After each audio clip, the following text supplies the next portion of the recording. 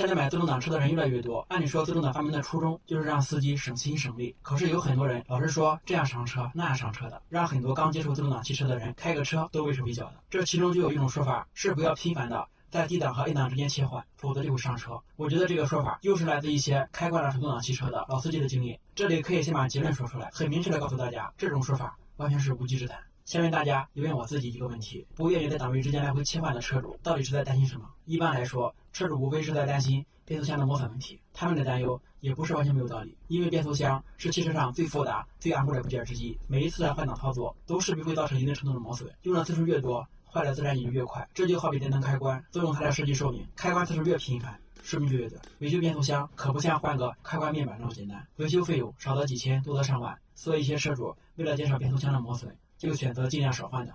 我们再来分析一下，切换 A 档和 D 档时究竟在磨损哪？答案不是变速箱内部的齿轮组，而是换挡电磁阀。在车辆行驶的过程中，自动变速箱的档位切换是不受驾驶员控制的，但在车辆静止的时候，我们可以自由的选择把档位挂在 D 档，或是切入 A 档。此时不管我们切入哪个档位，也不管是 AT 双离合还是 CVT 变速箱，只要我们踩住了刹车，发动机的动力就不会被传递到变速箱上，而是被离合器或液力变矩器隔开。所以此时变速箱内部的齿轮组并不会进行啮合和运动，也就不存在磨损。那么我们在波动打把时就完全没有零件的运动吗？当然有，那就是换挡电磁阀。我们也不用深入了解换挡电磁阀具体在哪有什么用，而只需要知道它们都是一些结构简单的小元件而已。所谓的磨损无非就是它们。那一个电磁阀到底可以运动多少次呢？假设我们上下班路上要经过10个红绿灯，并且每一次都点背，要等红灯，需要来回切换一次 A 档 D 档，这样电磁阀就会运动2次，单程就是20次，一个来回就是40次。就算你全年无休，天天上班，一年也就是1.46万次。那电磁阀的实际寿命是多少次呢？市面上最普通的橡胶电磁阀使用频率也在300万次以上，爱信6AT 上的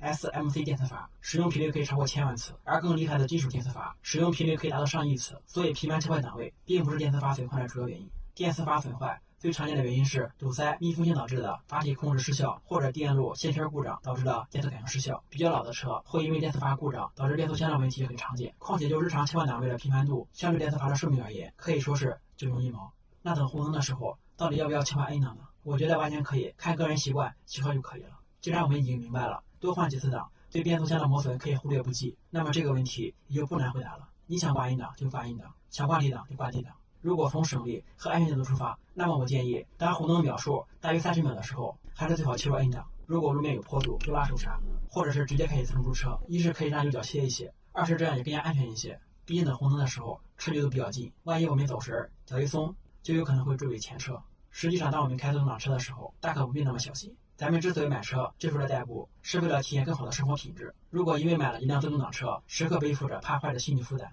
那我们买车有什么意义呢？自动挡变速箱确实比手动复杂，但也并不脆弱，只要正常使用，只要车辆手册允许的操作都没问题，也没有说禁止频繁的 A 档 D 档切换吧。所以自动挡变速箱也很耐用，大家完全可以放心大胆的使用。如果你仅仅是换挡就把变速箱搞坏了，要么你的车出厂就是质量问题，要么就是你实在没事干，一直在那高频率的换挡玩。